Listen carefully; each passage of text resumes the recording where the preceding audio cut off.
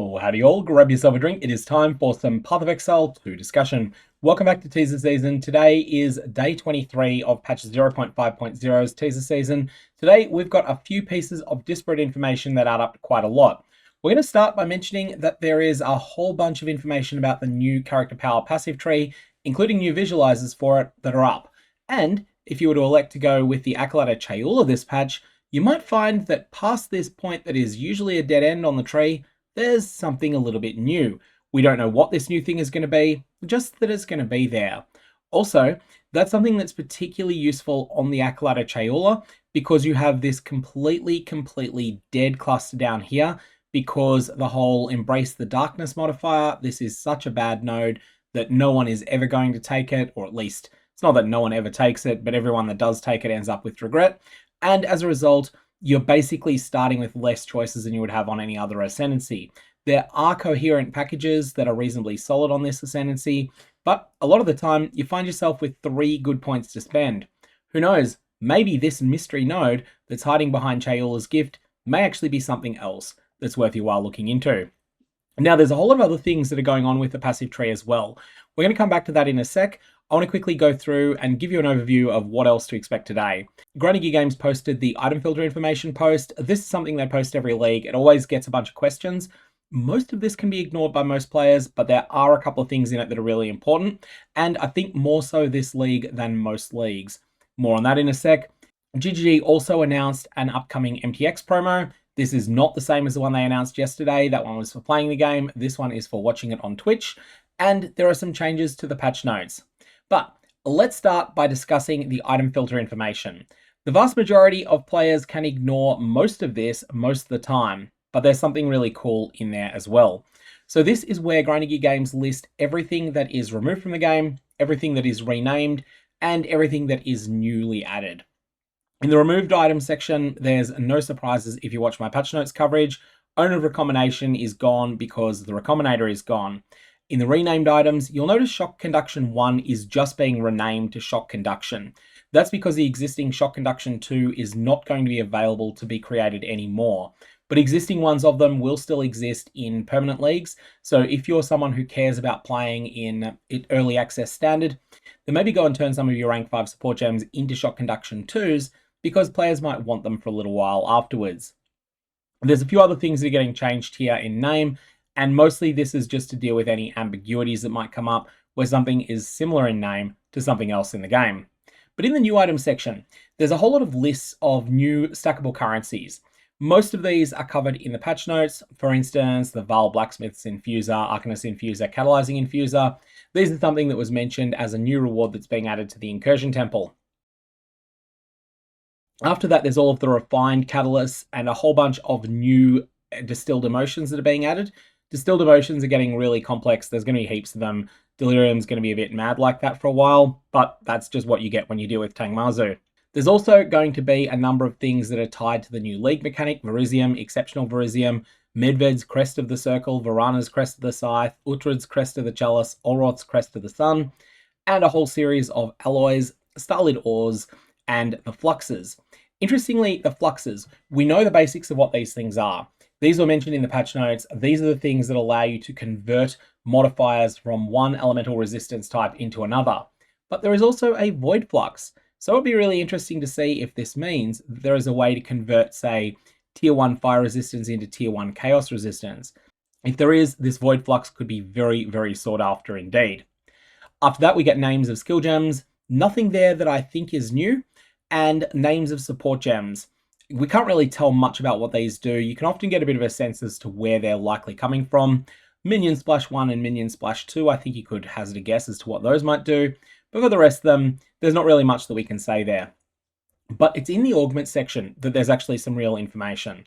So firstly, we have the perfect versions of various runes, the basic runes from the game. But the most interesting thing is when we go right down near the bottom and we end up finding all of the Elder runes. So we have Eldur's Legacy, and then we have a Legacy of, and then a unique item's name. Eldur's Legacy has been mentioned a couple of times by Grinding Games. What this lets you do is sacrifice a unique item. This can't just be any old unique item. It needs to be from a determined list.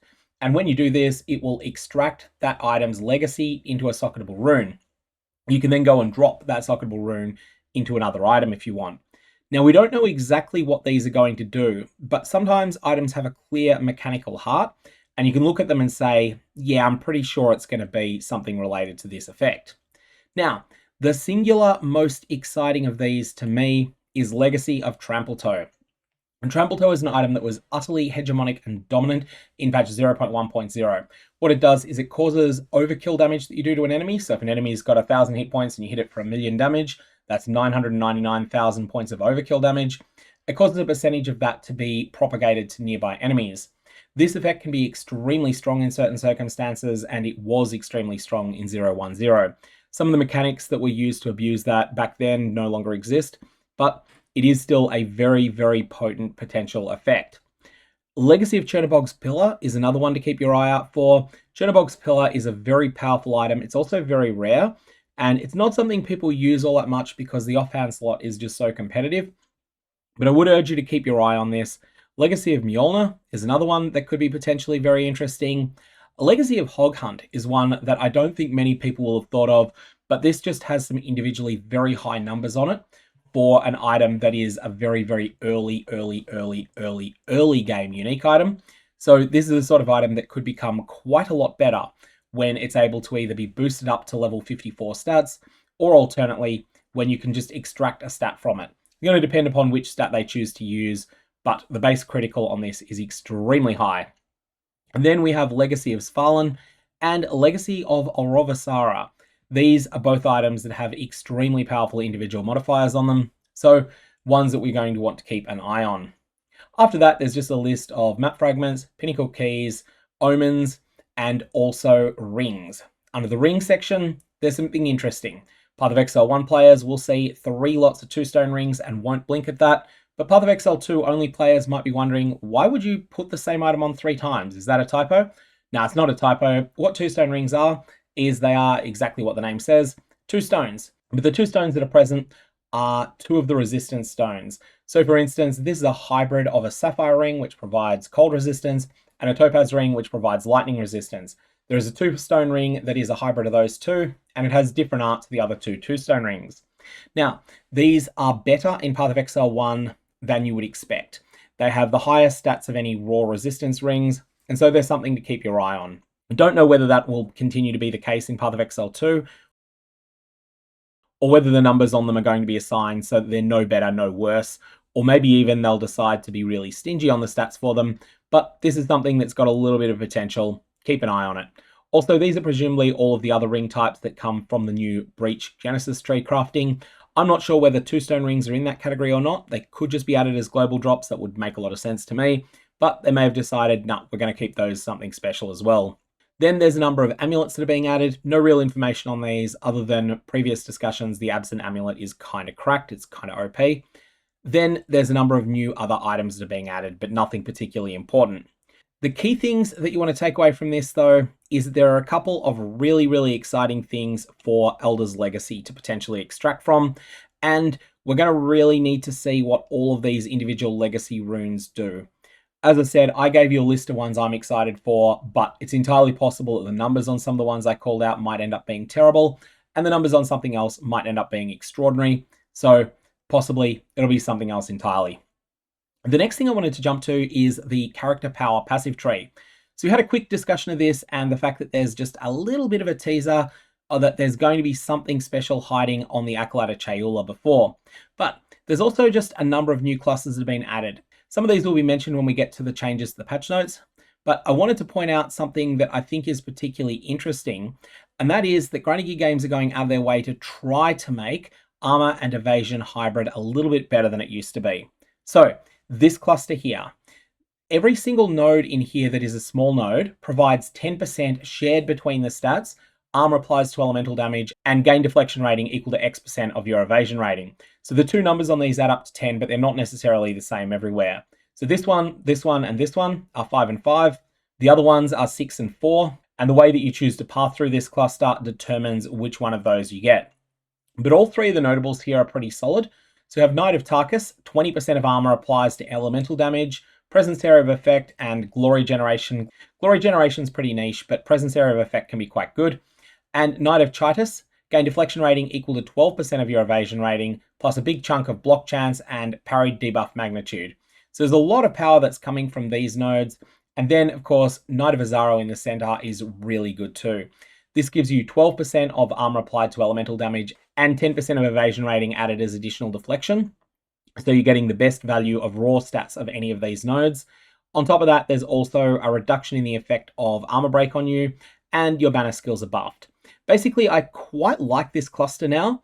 It's not something that's for everyone, but it might just be enough to make armor evasion hybrid defensive setups better than they used to be. Now, before you ask, what are all of these new notables that are isolated from the tree? Well, guess what? Grinding Games have decided they're not teasing those yet. These are the ones that can be instilled through the new Delirium content, but they're not something that's being teased yet. Maybe Grinding Games will drop another cluster of notes that will provide that information. And one nasty little surprise, this is documented in the patch notes. There are 3 important notables on the passive tree for hybrid defenses. So this is Evasion Energy Shield or Armor Evasion, or the third one of these is Armor Energy Shield. All 3 of these are getting nerfed. It's documented in the patch notes, but Subterfuge Mask was so good that everyone was using it in the past. So I thought I would definitely call this one out. Now, it's worth noting with these that whilst these are getting nerfed, they're actually not generally getting nerfed quite as much as they look, except for Subterfuge Mask. And that's because the amount of raw armor and the amount of raw evasion rating that you can get on pieces of equipment has gone up by approximately 15%, and it will be up by about 33% in the mid-game. So 33% mid-game, 15% end-game, and that means that that will partially counterbalance this nerf on many items. And now it's time to jump over to the changes to the patch notes. Now, this is not a day of utter chaos. Yesterday was a day of utter chaos, and I'll put a link to the video for yesterday down in the description below. But that was the day where we found out that essences are going to be getting crushing nerfs, which means that a whole lot of people's plans for builds around attack-based weapons might end up being flushed down the toilet. However, today we don't have anything as dramatic as that, unless you are someone who is a bit of a Magic Find fan. In that case, well, I'm not very sympathetic because I really like the change they're making when it comes to Magic Find. More on that though when we get to it. In terms of the new updates to the patch notes, firstly, there's a couple of patch notes that have just been reworded. Now, the first one of these added 7 Kalguran supports. These have just been named properly, so we've got the exact names of them. Secondly, the other update is a very minor one, which is a change to the text where they're saying, got a patch note that lists that they're adding in the trade market search options, and where you can then copy an item that you've got and search for similar items on trade. Now, the difference here is that for controller users, I think this is now clarifying what the default keybinds will be for that. In the section on new patch notes, there is something that is for standard players only. Now, this one's quite important because most of the time, this doesn't matter for any individual player, but this is absolutely the most important line in the entire patch notes for just a tiny percent of you. And that is that you can type /reclaim expedition inventories as a chat command. And what this will do, will take any items that are left over in deprecated inventories, including those of the Recombinator and expedition vendors, and it will just simply put them into your inventory or put them somewhere else. So this is something you probably won't need to use, but for maybe 10 people who are watching this video, this is going to be an absolute lifesaver to know about. After that, slight quality of life upgrade here. You can click the town on the Atlas to travel there via waypoint, or you can control click the quick travel button at the side of the Atlas screen. The unforeseen consequences unique tablet is having some very foreseen consequences, and that is that it's getting a nerf. That's right, you can make existing versions of this worse with the Divine Orb if you want, but this is no longer going to have the extra rare monsters being spawned from abysses.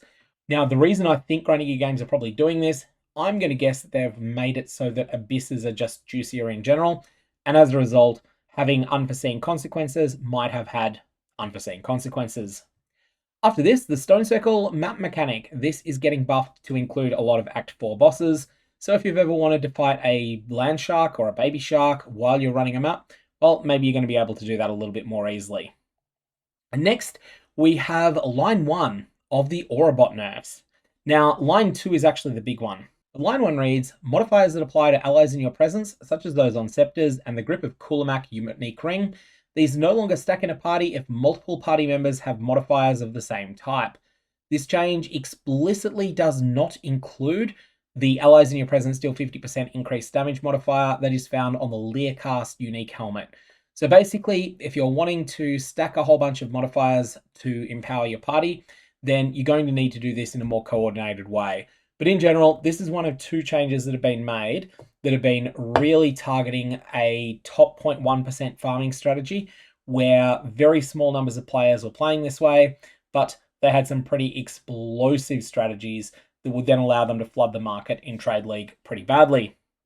And that is getting nerfed. There's a new lineage support, and there's going to be new 3D art here.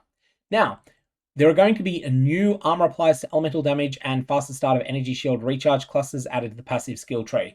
We talked a bit about the hybrid armor applies to elemental damage and deflection rating based upon your evasion cluster, and that one I thought was really good. This one, unfortunately, yeah, this one's not so good. This is one of the strength int clusters, and honestly, I don't think the strength int area of the tree is looking all that healthy, except in certain druid builds that are designed around the weaknesses of that area of the tree. Added new hybrid armor applies to elemental damage and deflection clusters. We've already discussed that. And there is also a hybrid deflection and faster start of energy shield recharge cluster that's been added. All of these are welcome, except for the strength int one, which is just terrible. And ultimately, this just is providing more support for uncommon defensive archetypes. It's not like evasion energy shield was uncommon, but it is definitely getting a bit of a boost here. Now there's also going to be a new armor and evasion clusters also added to the passive tree, so there's even more support for that. Basically, it looks like Grinding Gear Games have decided, right, we want to make it so that every single combination of base defenses, except for armor and energy shield hybrid, is good. And they might not quite hit that this league, but I think they're getting it into a good spot. After this, there's a number of small numerical changes to the character power passive tree. So Backup Plan is getting a little bit of a buff here. Defiance is getting a little bit of a nerf. The Insulated Treads and Strong Chin notable passives are getting buffed. The Iron Slippers notable passive and the Subterfuge Mask notable passive, we already discussed the latter. Those two are getting nerfed. The Tolerant Equipment notable passive is getting a buff. The Wild Cat is going to get more evasion added as extra deflection. Small passives that grant deflection based upon the amount of evasion that your character has got. These are getting buffed, and this is in addition to the changes to the deflection formula. Now, the changes to the deflection formula generally favor you if and only if you are making a significant investment into both deflection and evasion, and they're even better again if you're making some sort of investment in your character into applying blind to enemies. So keep that in mind. These nodes, though, they're better than they were. Buckskin, I really like this, now provides X% of energy shield lost as armor. I really like this mechanic. The numbers on it are better now after this change. I'm still not sold that they're high enough. Mark of Siphoning, this is going to provide a substantial amount of mana leech based upon the amount of physical damage that you're doing. And there's also Mark of Siphoning 2, which is just miles better. And next, we have the big party play nerf. This one is actually a crushing nerf to a very particular niche play style, but where there's been other times that I've been sad to see a nerf like this, this is one that I'm happy to see. And that's because this is a nerf that is targeted at player item rarity as a stat. Gravebind unique gloves, they now have 15 to 20% increased item rarity found, but your other modifiers to rarity of items found do not apply. In other words, you cannot use this on a build that is specialized around rarity anymore. You can still use it if you want it for its combat stats. It is still a very functioning set of gloves, but if you wanted it in order to take advantage of just explosive bonuses to increased item rarity on a character that's otherwise not combat ready, well, guess what? That build is completely and utterly bricked. So yeah, this is a controversial change. Like I said, I'm pretty happy with it because it decreases the stranglehold that Magic Find has over the economy, and it decreases the power that Magic Find as a stat on player gear has. But obviously, people that have differing opinions to me are pretty disappointed by it. Next up, this one is huge. So there's a whole bunch of items within the game that provide you with a unique skill, a skill you can't get anywhere else if that's a unique item. You can now apply a lesser, greater, or perfect Jeweler's Orb to that particular item. So for instance, if you pick up a life sprig, you can go and spend a perfect jewel absorb on it if you want. And if you do that, then the local skill that's provided by that life sprig, it's going to get better. The jewel absorb is going to do exactly what you expect it to do. Now, this is at its best when you're talking about an item that still has some endgame merit. So it's not really something that matters for an item like life sprig, but it's something for items that have really, really high power potentially at endgame, but things that have been hurt badly by the fact that they could only get 4 or 5 links on them, well, they're now going to be able to get 6 links. Next, we did mention something about baby sharks before. If you like killing baby sharks, then the Tribal Medicine quest has had its rewards buffed. Exactly what those buffs are, we're going to have to find that one out. After this, we have a couple of things that I am particularly happy to see. Now, there is something that comes up with project management in general. When you're overseeing a massive project like the launch of a major expansion for Path of Exile 2, you generally have a number of features that you want to get in, that you think, if we can get this in, this is definitely positive for us. But they're the first things on the chopping block if you can't get over the line. And so if anything goes wrong, then you're like, oh, you know what? We're just going to cut that one. Well, a lot of these legacy MTX from Path of Exile 1, that's exactly what they are for Grinding Games. These are things that you try to get your developers to do in their free time, or when I say free time, as in the times that they're not doing something that's absolutely mission critical, because they're going to make Grinding Games money. But they're also not absolutely critical, and they're not worth delaying the release over if it ends up that they're not there. And what tends to happen, if they're really running behind on things, they'll go, you know what, everyone that's working on these legacy MTX, drop what you're doing and start working on this thing that we need in order to actually get a minimum viable product. Well, all of these that we see in the patch notes being done, it's an indication that Grinding Gear Games feel like they have finished everything they need to do. And I think that is just generally a really good sign, because these are the medium priority things, and you always bump a medium priority thing if there's a high priority thing on the back burner, but it looks like they don't need to bump all the medium priority stuff. So the Originator Weapon and the Celestial Emperor Rare Finisher Effect, these are going to be available in Path of Exile 2 if you already have them in Path of Exile 1, and that's just a little bit of a bonus. After this, fire skills that were used by spell totems, it was never intended they could generate Raging Spirits. They will no longer generate Raging Spirits. Likewise, fire spells that were used by Visages from Align Fate were also generating Raging Spirits. Again, a lot of these interactions, if you read the exact text of the skills, it's clear that these are unintended, but they're working. Well, at some point, they're just abruptly not going to work. One that's interesting here, the modifier Lords for Increased Spirit, this had incorrect values, and this was incorrect values that favored the player. So this modifier is actually going to get nerfed. The amount of spirit that it provides is going to be less than it was before. Fix a bug where Chaos Inoculation overriding maximum life to 1 incorrectly affected calculation of stun and ailment thresholds for that player as well. The most notable manifestation of this was characters with CI allocated with some kinds of stun threshold modifiers were becoming immune to heavy stuns. Watch out on this one. This is the sort of thing where it's clearly a bug fix, but it's the sort of bug fix that might make a character unexpectedly weaker than it was. And you'll know if you're doing something that doesn't feel like it's intended. Fix a bug where having the Eternal Youth allocated while having 0 ES would result in your life regeneration ignoring the energy shield regeneration delay. And that's another thing that I would never have thought to check, but that actually makes a lot of sense that a bug like that could exist. Fix a bug where the critical damage bonus from Gore Spike, this is a Blood Mage notable, was not displaying properly on screen. Fix a bug that was interfering with queued skills, causing them to be unable to update their target. Fix multiple instances in which Killing Palm and Staggering Palm's additional dashes would fail to hit their target. This should be a huge improvement for monks early on when you use these skills a bit more. And fix an issue where some of Arbiter of Ashes projectiles would turn invisible if they were created too far from the player. This, I think, was something that was causing me an absolute nightmare during 040. I think that if this is correctly fixed, as Grinding Gear Games are indicating here, this could be an absolute milestone fix for that fight. Anyways, there was quite a lot today, but as I said, no individual massive lines the way that we had on day 22. when Grinding Gear Games decided that essences were just not going to be a thing in the way that they had been in the past. But I'm going to leave it there. May your Varlorbs have interesting results, and I will see you around. Keep in mind that MTX promo that Grinding Gear Games are running if you want to get your hands on that Verizium pet so that you can have an MTX thing that follows you around and projectile vomits blue stuff onto your screen.